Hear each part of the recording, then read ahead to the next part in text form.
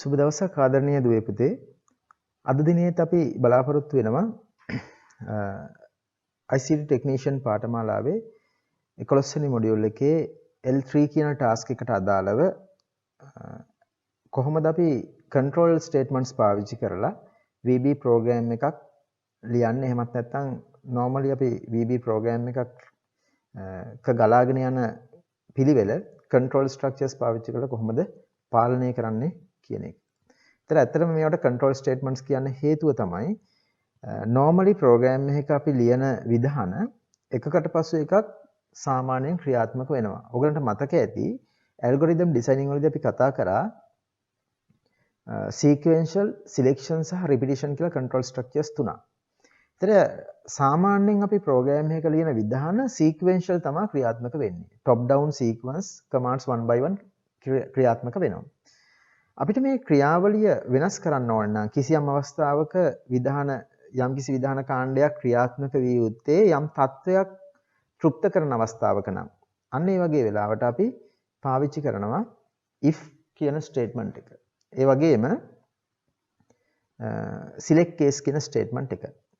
තවත් සමහර වෙලාවට අපිට repetition structure එකක් අවශ්‍ය නම් එහෙමත් නැත්නම් එකම කාර්යය නැවත නැවතත් සිදු වෙන අවශ්‍ය අවස්ථාවලදී අපි පාවිච්චි කරනවා for next කියන statement එක. එහෙමත් නැත්නම් while end while කියන statement එක. එහෙමත් නැත්නම් do loop කියන statements අපිට පාවිච්චි කරන්න පුළුවන්.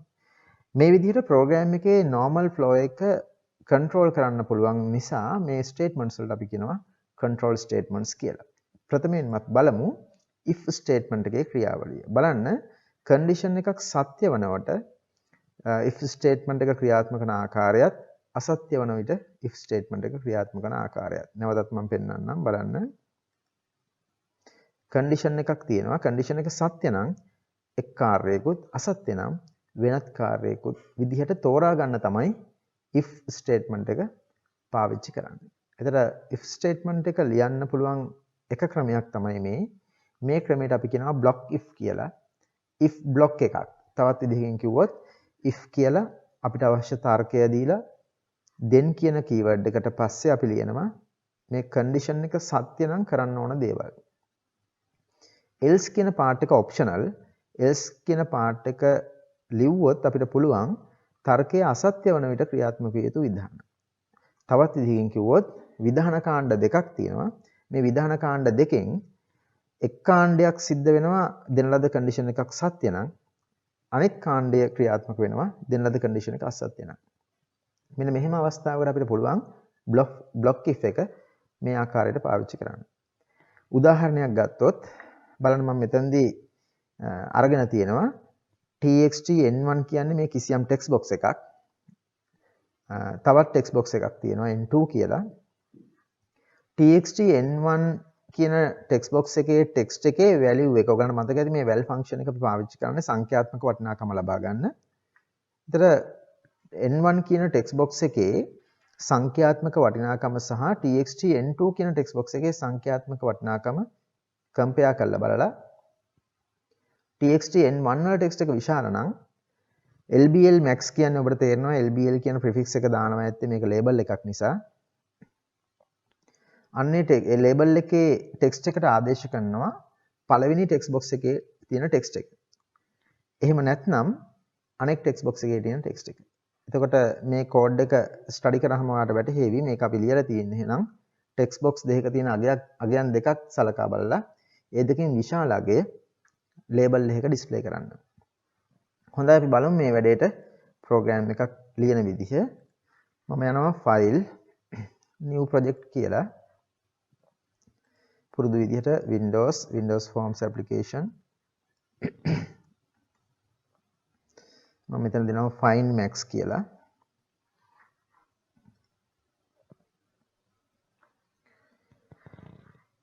මේ තියෙන්නේ මගේ form එක. මේ form එකේ මම අවශ්‍ය නම් මට button එකක් විධානය ක්‍රියාත්මක කිරීම සඳහා ඒ වගේම text box දෙකක් අවශ්‍ය වෙනවා සංඛ්‍යා දෙක සඳහා.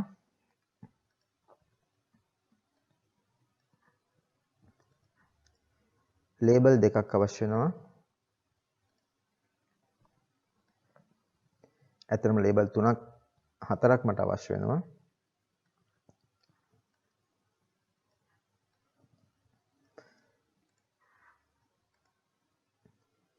පළමු ලේබල් එක number 1.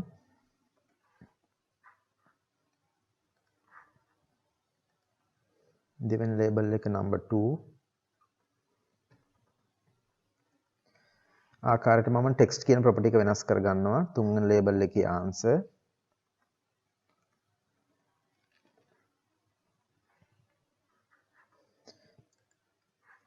අනිත් ලේබල් එකේ මම text එක ඉවත් කරනවා. මම එයාගේ නම වෙනස් කර ගන්නවා. ලේබල් එකක් නිසා LBL. max එක display කරන එක නිසා LBL max කියලා මම මෙතනට දා ගන්නවා. පළවෙනි text box එකේ නම මම වෙනස් කර ගන්නවා txt n1. දෙවෙනි text box එකේ නම මම වෙනස් කර ගන්නවා txt n2 කියන ආකාරයට. ඔබට පැහැදිලි ඇති මම මෙන්න මේ ලේබල් තුනේ නම් වෙනස් කරේ නැහැ. ඇත්තටම අපි නම් වෙනස් කර ගන්න ඕනේ අපිට කෝඩ් එක සඳහා අවශ්‍ය වන ඔබ්ජෙක්ට්ස් වල විතරයි අපේ පහසුව සඳහා. සියලුම ඔබ්ජෙක්ට් අත්‍යවශ්‍ය නැහැ නම් වෙනස් කරන එක. මේ බටන් එක ක්ලික් කරාම තමයි මට උත්තරේ පෙන්වන්න ඕනේ. ඒක නිසා මම මේ බටන් එකට දාගන්නවා btn calc කියලා calculate කරන බටන් එක විදිහට. හොඳයි මම ඉන්ටර්ෆේස් එක ඩිසයින් කරලා අවසానයි. මේ තියෙන්නේ මගේ maximum number එක හොයන ඉන්ටර්ෆේස් එක. අපි ටෙක්ස්ට් එකක් දාගමු form එකට.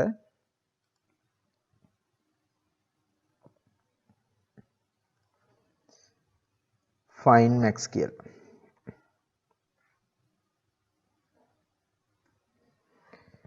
මේ find max කියන මගේ වැඩසටහනේ ඉන්ටර්ෆේස් එකයි මම ඩිසයින් කරේ. මට දැන් ඕන වෙනවා මෙන්න මේ බටන් එකේ අපි බටන් එකේ දාගමු find කියලා. මෙන්න මේ find කියන බටන් එක ක්ලික් කරාම තමයි මට answer කියන එක ඉස්සරහා තියෙන මෙන්න මේ label එකේ උත්තරේ පේන්න ඕනේ. හොඳයි මම find කියන බටන් එක ඩබල් ක්ලික් කරනවා. මට එනවා btn calc click කියන event එක, event procedure එක. මම මෙතනදී මට කරන්න ඕන වෙන්නේ මේ text box 1 සහ text box 2 කියන text box දෙකේ තියෙන text දෙකෙන් විශාල අගය හොයාගන්න එක. ඔබට මතක ඇති අපි variables ගැන කතා කරා, විචල්යන් ගැන කතා කරා. මම මෙතෙන්දී මේ text box වල තියෙන දත්ත ටික විචල්යයකට variable එකකට ආදේශ කරගන්න බලාපොරොත්තු වෙන. ඒක නිසා මම variable එකක් define කරගන්නවා. අපිට variable එකක් declare කරන්න පුළුවන් නැත්නම් define කරන්න පුළුවන් තැන් කීපයක් තියෙනවා. දැන් උදාහරණයක් හැටියට form එකක මේ වගේ තැනකදී අපි මේ private sub කියලා පටන් අරගෙන end sub කියලා ඉවර වෙන event procedure එකක් ඇතුලේ අපිට අවශ්‍ය නම් variable එකක් declare කරන්න පුළුවන්. එහෙමත් නැත්නම් ඒ සියලුම event procedures වලට ඉහළින් අපිට class එක ආරම්භ කරන අවස්ථාවේ variable එකක් declare කරගන්න පුළුවන්. වෙනස වෙන්නේ අපි මේ event procedure එකක් ඇතුලේ declare කරපු variable එකක් අඳුනගන්නේ ඒ event procedure එක තුල විතරයි. අපි මේ event procedure සියල්ලට පිටතින් ඉහළින් අර්ථ දක්වපු variable එකක් ඒ අදාළ class එක පුරාවටම අඳුර ගන්නවා. ඒක නිසා මම මේ උඩ event procedures වලට ඉහළින් dim කියන keyword එක පාවිච්චි කරලා number 1 as integer ආයමත් dim num2 as integer කියලා variable දෙකක් ගන්නවා. ඊට අමතරව මට අවශ්‍ය නම් max කියලා variable එකකුත්. ඔබට අවශ්‍ය නම් එකම පේලියක මේ විදිහට ලියන්නත් පුළුවන්. එතකොට dim keyword එකක් එක්ක අපිට කමා දාලා වෙන් කරලා මේ විදිහට variable දෙකක් අර්ථ දක්වන්නත් පුළුවන්. max කියන එකත් ගන්නවා මම. max as integer. හොඳයි මම variable තුනක් අර්ථ දැක්වුවා. මට දැන් අවශ්‍ය වෙන්නේ calc බටන් එක ක්ලික් කරාට පස්සේ පළමුවෙන් මම num1 වලට ආදේශ කරගන්නවා value of txt n1.text. පළමු text box එකේ text එකෙහි සංඛ්‍යාත්මක වටිනාකම num1 වලට ආදේශ කරගන්නවා. ඒ ආකාරයටම නම් 2 වලට ආදේශ කරගන්නවා දෙවන ටෙක්ස්ට් බොක්ස් එකේ ටෙක්ස්ට් එකේ වැලියු එක. දෙවන ටෙක්ස්ට් බොක්ස් එකේ ටෙක්ස්ට් එකේ වැලියු එක ආදේශ කරගන්නවා අපි number 2 කියන වේරියබල් එකට. මට ඊට පස්සේ අවශ්‍ය වෙනවා මේ number 1 number 2 කියන දෙකෙන් කොයි එකද විශාල කියලා බලන්න. මම ඒ සඳහා පාවිච්චි කරනවා if statement එක. if කියන statement එකේ ක්‍රමය තමයි if ඊට පස්සේ අපි දෙන්න ඕන condition එකක්. දැන් මෙතනදී condition එක විදිහට මම පාවිච්චි කරන්නේ number 1 විශාලයිද number 2 කියන condition එක. මේ condition එකක් නිර්මාණය කරගනිද්දී ඔයගොල්ලෝ හැමතිස්සෙම ලේසිම ක්‍රමය තමයි හිතන්න මේක ප්‍රශ්නයක් විදිහට. දැන් මම කියෙව්වා වගේම number 1 විශාලයිද number 2ට. එතකොට මේ ප්‍රශ්නෙට උත්තරේ ඔව් නම් වෙන්න ඕන දේ තමයි අපි මේ then කියන වචනයෙන් පස්සේ ලියන්නේ. දැන් උදාහරණයකට number 1 විශාලයිද number 2 කියන ප්‍රශ්නෙට උත්තරේ ඔව් නම් ඒ කියන්නේ විශාල සංඛ්‍යාව ඒ වෙලාවේ number 1. එහෙමනම් මම max වලට ආදේශ කරනවා number 1 කියන අගය. else කියන්නේ එසේ නොවේ නම්. එහෙම නැත්නම් විශාලාගේ වෙන්නේ number 2. ඒක නිසා මම max වලට ආදේශ කරනවා number 2 කියන අගය. දැන් මේ ලියලා තියෙන දේ ඔබට පැහැදිලි. පළවෙනි ටෙක්ස්ට් බොක්ස් එකේ තියෙන ටෙක්ස්ට් එක වැලියු කරලා නැත්නම් ඒකේ සංඛ්‍යාත්මක වටිනාකම නම් 1 කියන විචල්‍යයට ආදේශ කරගන්නවා. දෙවෙනි ටෙක්ස්ට් බොක්ස් එකේ ටෙක්ස්ට් එකේ තියෙන සංඛ්‍යාත්මක වටිනාකම නම් 2 කියන විචල්‍යයට ආදේශ කරගන්නවා. නම් 1 සහ නම් 2 කම්පෙයාර් කරලා බලනවා. නම් 1 විශාලයි නම් නම් 1 වල අගයත් එසේ නොවේ නම් නම් 2 වල අගයත් max වලට ආදේශ කරගන්නවා. ඔබට පැහැදිලි දැන් මෙන්න මේ end if කියන තැනට එනකොට නම් 1 සහ නම් 2 කියන දෙකෙන් විශාලම අගය තියෙනවා max කියන variable එකේ. දැන් මට මේක පෙන්වන්න අවශ්‍යයි. තාම මේක display වෙන්නේ නැහැ. මොකද මේක memory එකේ තියෙන එකක් variable එක කියන්නේ. මට මේක පෙන්වන්න අවශ්‍යයි. මම පාවිච්චි කරනවා label lbl max කියන එක තමයි මම පාවිච්චි කරේ සංඛ්‍යාව display කරන්න. lbl max කියන object එකේ text කියන property එකට ආදේශ කරනවා max කියන අගය. අපි බලමු දැන් මේක ක්‍රියාත්මක කරලා.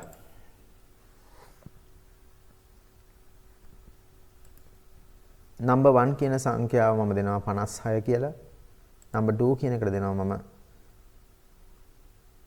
300යි කියලා. find කියන බටන් එක ක්ලික් කරා නම් මට answer එක ලැබෙනවා 300යි කියලා. මම මේ පැත්ත 560යි කියලා වෙනස් කරොත් find කරාම මට ප්‍රතිඵල ලැබෙනවා 560යි කියලා විශාල සංඛ්‍යාව.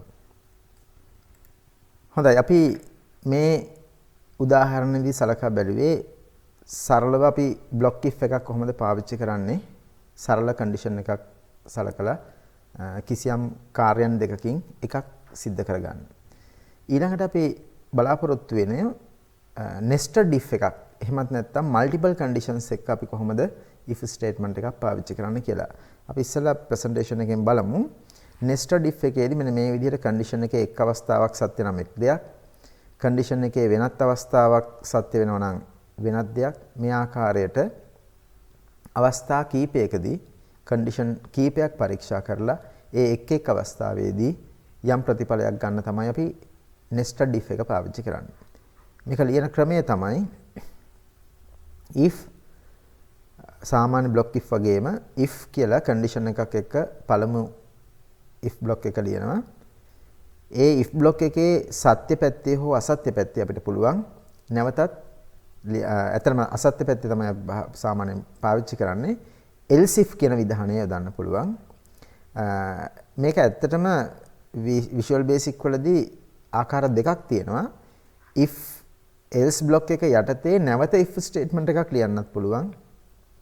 නොයසේ නම් else if කියන විධානයක් වෙනමම ලියන්නත් පුළුවන්. අපි ඒ ක්‍රම දෙකම බලමු Visual Basic වලට ගිහිල්ලා. මෙන්න මේ ආකාරයට if අපිට අවශ්‍ය condition එක අපි කලින් වගේ condition එකක් ලියාගමු. මේක ඇතුලේ අපිට යම් දෙයක් ලියලා else part එකේදී නැවත if එකක් ලියන්නත් පුළුවන්.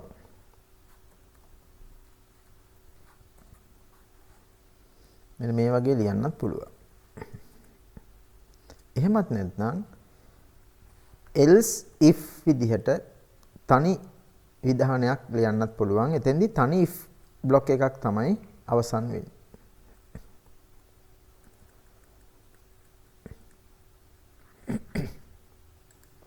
if condition then කළ යුතු කාර්ය else if another condition කළ යුතු කාර්ය. මෙන්න මේ ආකාරයට අපිට else if අවශ්‍ය තරම් දාන්න පුළුවන්. නැවතත් අපිට අවශ්‍ය නම් else if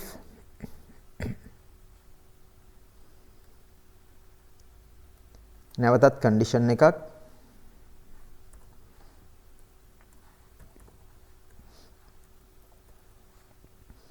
නැවතත් කළ යුතු කාර්යය ඒ අවසානයේදී else විධානයක් ලියන්නත් පුළුවන්.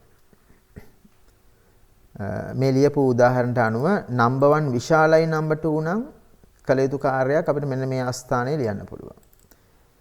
ඊළඟට එසේ නොවි number 1 number 2 සමාන නම් කරන්න ඕන දෙයක් අපිට මෙන්න මේ ස්ථානයේ ලියන්න පුළුවන්.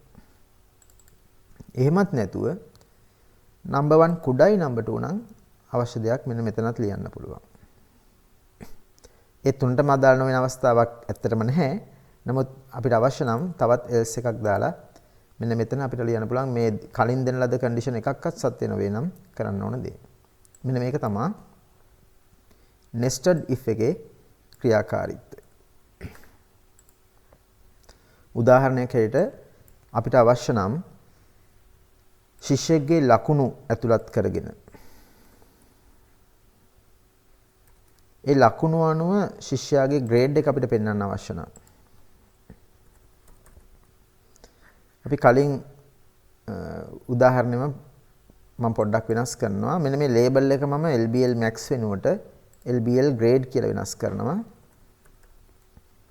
දැන් මට අවශ්‍ය වෙන්නේ find button එක ක්ලික් කරාම grade එක පෙන්වන්නයි. marks කියන text box එක මම txt n1 වෙනුවට txt marks කියලා වෙනස් කරනවා. දැන් මට අවශ්‍ය වෙන්නේ find කියන බටන් එක ක්ලික් කරාම grade එක හොයලා දෙන්නයි ලකුණු අනුව. පෙර පරිදිම මම variable එකක් ගන්නවා dim num1 වෙනුවට මම මෙතනදී ගන්නවා මේක marks කියලා. තවත් විචල්යක් මට අවශ්‍ය නැහැ. තවත් variable එකක් මම ගන්නවා grade කියලා. grade කියන්නේ මට ඕන වෙන්නේ අකුරක් display කරන්න. ඒක නිසා මම grade as string කියලා ගන්නවා.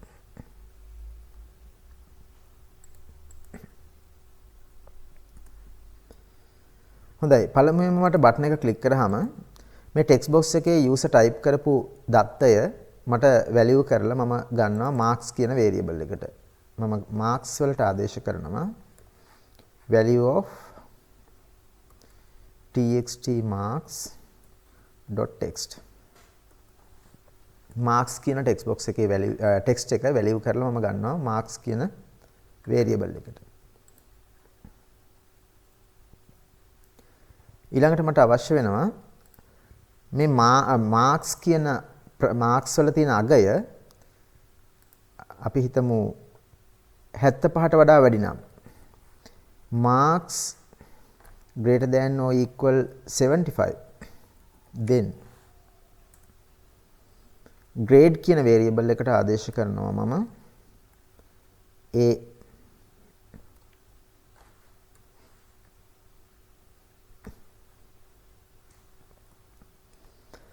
දැන් අන්න මට else කියලා විතරක් ලියලා බෑ මට. මොකද else කිව්වොත් තව එක පැත්තක් විතරයි බලන්න පුළුවන්. 75ට වැඩි හෝ අඩු කියලා. නමුත් මට එහෙම නෙමෙයි. 75ට වැඩි නම් A, එසේ නොවේ නම් 65ට වැඩි නම් B. මට එහෙමයි අවශ්‍ය වෙන්නේ. ඒක නිසා else if කියලා මම දානවා. else if marks greater than or equal 65 then grade assign B.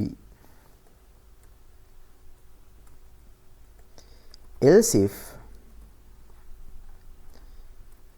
marks greater than or equal 55. Then grade assign C. Else if marks greater than 35, then grade වලට assign කරනවා අපි simple pass නැත්නම් S. ඒ එකක්වත් නෙමෙයි නම් අපි කියනවා else ඉහත කිසිම අවස්ථාවක් තෘප්ත වෙන්නේ නැත්නම් අපි grade වලට assign කරනවා F කියලා. දැන් අපිට වැටහෙනවා marks වල අගයන් අපි condition කීපයක් යටතේ අවස්ථා කීපයක් පරීක්ෂා කරලා ඒ එක් එක් අවස්ථා සඳහා වෙන වෙනම කාර්යයන් කිහිපයක් ක්‍රියාත්මක කරනවා. මේ අවස්ථාවලින් එක අවස්ථාවක් තමයි ක්‍රියාත්මක වෙන්නේ. අවසානයේ grade එක අපි LBL grade එකේ text එකට ආදේශ කරනවා grade කියන variable එකේ තියෙන දත්තය. LBL grade කියන අපේ label object එක. අපි මේක ක්‍රියාත්මක කරලා බලමු. අපි marks වලට දෙනවා 80ක්. අපි දැන් grade එක find කරොත් අපිට grade එක A කියලා ලැබෙනවා. අපි marks දුන්නොත් 30ක් විතර අපිට හම්බ වෙනවා grade එක F කියලා. marks 50ක් වගේ දුන්නොත් අපිට grade එක හම්බ වෙනවා S කියලා. 55 වෙන අවස්ථාවේදී අපිට grade එක හම්බ වෙනවා C කියලා. මෙන්න මේ ආකාරයට අපිට පුළුවන් condition කීපයක් if statement එකක් ඇතුලේ පරීක්ෂා කරන්න. මේක ඔබට පැහැදිලි වෙන්න මම තවත් පොඩි දෙයක් කියලා දෙන්නම්. මේ වගේ program එකක් ඇත්තටම පියවරින් පියවර ක්‍රියාත්මක වෙන්නේ කොහොමද කියලා දැනගන්න ඔබට ආසයි ඇති. මේ program එක අපි ක්‍රියාත්මක කරනකොට ඔබට පුළුවන් keyboard එකේ F11 කියන key එක press කරන්න. එතකොට මේක පියවරෙන් පියවර ක්‍රියාත්මක වෙන්න පටන් ගන්නවා. උදාහරණයකට අපි මෙතනට යම් අගයක් දීලා find කියන බටන් එක ක්ලික් කරාම දැන් ඔබට පේනවා මේ එක line එකක් කහ පාට වෙලා තියෙනවා. ඒ කියන්නේ දැන් එන්නේ එතන තමයි program එකේ execution pointer එක. එහෙමත් නැත්නම් program එක ක්‍රියාත්මක වෙන අවස්ථාව තමයි මේ පෙන්වන්නේ. නැවතත් F11 press කරන්න. ඊළඟ step එකට යනවා. දැන් ඔයාලට පේනවා txt marks වල text එකේ අපි type කරලා තියෙනවා 40. එයා ඒ 40 කියන අගය අරගෙන ඒක value කරලා තාම marks වලට දැම්මේ නැහැ. තාම marks වලගේ බිඳුවයි. ඒ statement එක ක්‍රියාත්මක වුණාට පස්සේ නැවතත් F11 press කරන්න. ඒ statement එක ක්‍රියාත්මක වුණාට පස්සේ marks වල අගය දැන් 40ක් වෙලා තියෙනවා. දැන් if කියන statement එකේ පළවෙනි if statement එකේ පරීක්ෂා කරනවා marks කියන්නේ 40යි විශාල හෝ සමානයිද 75ට කියලා. නැවතත් F11 press කරන්න. ඒක අසත්‍යයි නිසා ඊළඟ කොටසට යනවා. නැවතත් F11 press කරන්න. ඒක අසත්‍ය නිසා else if කොටසට යනවා. 40 විශාලද 55ට ඒකත් අසත්‍යයි. නැවතත් F11 press කරලා බලන්න. ඊළඟ else if එකට යනවා. දැන් 35යි මෙතන marks 40යි 40 විශාලයි 35 ඔව් එහෙනම් grade එක S කියන තැනට එන්න ඕන. අපි F11 press කරලා බලමු. ඔව් ඒක ඇතුළට ආවා. S කියන අකුර ආදේශ වෙනවා grade වලට. නැවතත් F11 press කරන්න. if එක සම්පූර්ණ වෙනවා. නැවතත් F11 press කරන්න. grade වල තියෙන S කියන අකුර label එකේ text එකට ආදේශ වෙනවා ඔබට පේනවා. නැවතත් F11 press කරන්න. අපේ proceed එක අවසానයි. දැන් අපට display වෙනවා label එකේ S අකුර. මෙන්න මේ විදිහට තමයි program එක ඇතුලේ පියවරෙන් පියවර මේක ගලාගෙන යන්නේ. ඔබට පැහැදිලි වෙන්නේ නැති කොහොමද මේ if structure එක වැඩ කරන්නේ කියලා. හොඳයි ආදරණීය දුවේ පුතේ. මේ අපි ඉගෙන ගත්තේ selection කියන control structure එක කොහොමද අපි if statement එක පාවිච්චි කරලා program එකක් ඇතුලේ Visual Basic program එකක් ඇතුලේ ක්‍රියාත්මක කරන්න කියන එක. ඊළඟ පාඩමේදී අපි යමු repetition structure එක කොහොමද ක්‍රියාත්මක කරන්න කියලා. අපි for while වගේ repetition structures තියෙනවා අපි VB language එකේ. කොහොමද අපි ඒ වගේ control structures පාවිච්චි කරන්න කියලා අපි ඊළඟ පාඩමේදී නැවත හම්බෙමු. ඔබට ස්තුතියි.